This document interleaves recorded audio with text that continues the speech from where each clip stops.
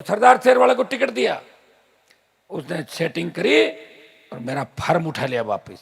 दुर्भाग्य देखिए, बल्लभनगर में जिस व्यक्ति के लिए मैं 15 दिन रहा, उसको वोट डलाए 50,000 रुपये लेके गया, वो भाजपा में चला गया। देखा आपने भी।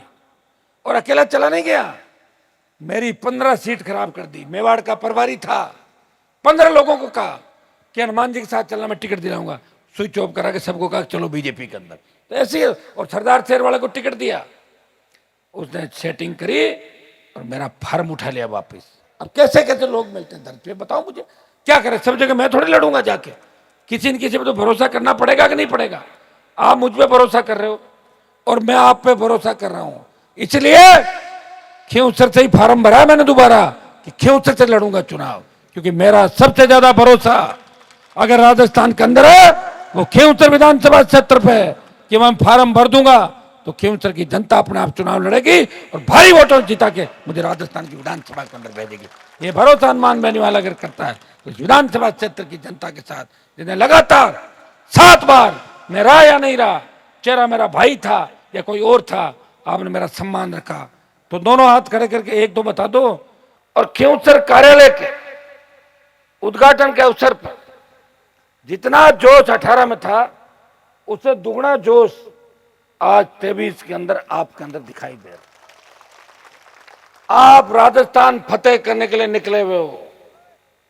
इस बार आरएलपी अकेली नहीं लड़ रही है, आजाद समाज पार्टी, छोटे भाई चंद्रशेखर आजाद और हनुमान बेनीवाल का गठबंधन इस राजस्थान के अंदर कांग्रेस और भारतीय जनता पार्टी को घर बिठा के दलित शोषित किसान के हाथ में सत्ता की चाबी सौंपना चाहता है। भाइयों, इस प्रदेश में बड़े से बड़े नेता हुए, कभी पार्टी बना के उन्होंने प्रयास नहीं किया। अगर वो पार्टी बना के प्रयास करते और उनकी वो पार्टी अगर हमारे हाथ लग जाती तो हम कभी का सत्ता के अंदर आपको लेके चले जाते। दुर्भाग्य से वो संघर्ष भी मुझे ही करना पड़ा। खींवसर का विधायक 2003 में मेरा टिकट था, भारतीय जनता पार्टी के अंदर में था। सिर्फ बात इतनी सी थी कि मैं वसुंधरा के विरोधी खेमे के लोगों के साथ था और वसुंधरा चाहती थी कि हनुमान मेरे खेमे में आए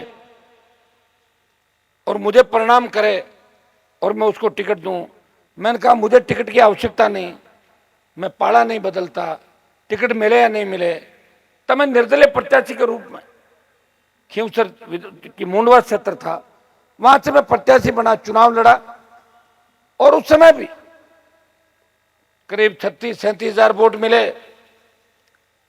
उस समय अगर फिल्म एक्टर धर्मेंद्र हेमा मालिनी जैसे लोग नहीं आते तो उस समय 2003 के अंदर में विधायक बन जाता। 2003 के 8 के अंदर नई खींवसर बनी, 1 लाख वोट हमारे आए जो नेशनल हाईवे के इस साइड के हैं और 1 लाख बिल्कुल नए वोट थे। जब 8 में मैं आपके बीच आया था, मेरी इच्छा थी कि मैं निर्दलीय चुनाव लड़ूं, लेकिन आप सबकी इच्छा थी। नेक सिंह जी भी थे, अभी जो मेरे सामने प्रत्याशी चुनाव लड़ रहा बीजेपी से, वो भी उस समय मेरे साथ थे। इन सब की इच्छा थी कि एक बार बीजेपी से लड़ना है।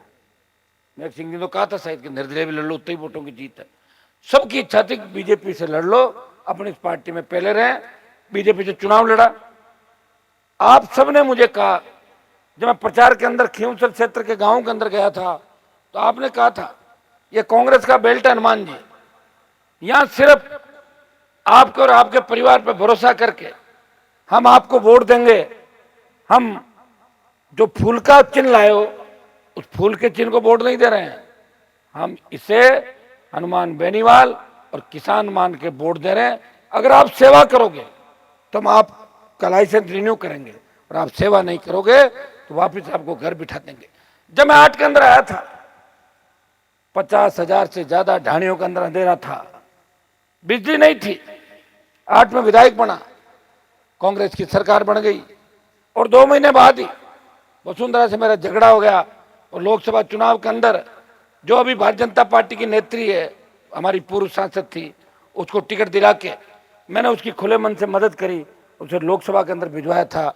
भाइयों, 8 से 13 का जो संघर्ष था उसके अंदर मैंने प्रयास किया खींवसर की प्रत्येक डाणी के अंदर बिजली आए और हमें नेर का मीठा पानी पीने को मिले।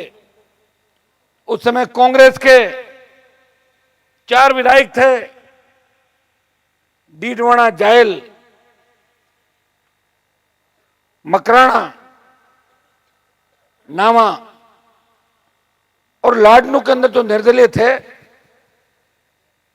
वो कांग्रेस की सरकार में मंत्री थे, और हम जो विधायक थे Nagaur BJP, Khinvsar BJP, Merta BJP, Degana BJP और परबतसर बीजेपी।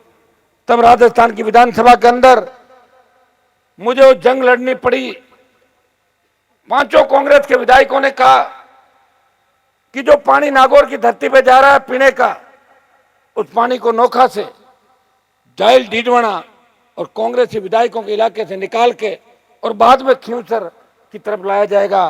तब मैंने विधानसभा के अंदर कहा था, जब तक हनुमान बेनीवाल जिंदा है पानी नागौर खींवसर होकर ही आगे जाएगा, पानी को आगे नहीं जाने दूंगा।